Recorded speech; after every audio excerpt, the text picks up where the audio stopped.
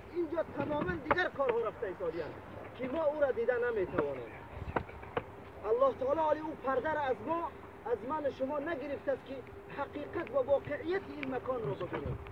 پیامبر اسلام محمد صلی الله علیه و سلم می‌فرماید در حدیث بزرگوارش که القبر روضة من ریاض الجنه او حفرة من حفر النیران.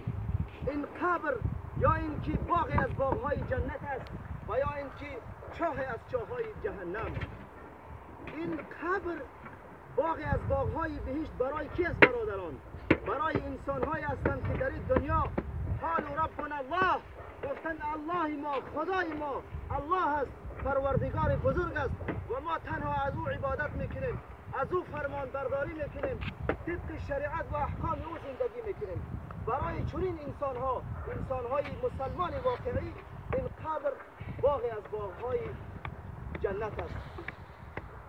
و متاسفانه انسان‌هایی که مغرور دنیا شدند، مغرور این پول و مال و این زیبایی دوروزه دنیا شدند و فرصت از دست دادن، غنیمت نشمردن حیات دوروزه را، برای چنین انسان‌هایی که الله غفلت کردند و یاد نآوردند و فراموشی انداختند، متاسفانه برای چنین انسان‌ها از چاه‌های دوزخ می‌شود. و از الله منان دعا میکنیم که خداوند برای برادر عزیز ما را قبرشان را باغی از باغ‌های جنت بگرداند و برای اهلش خانواده‌اش صبر جمیل عطا فرماید.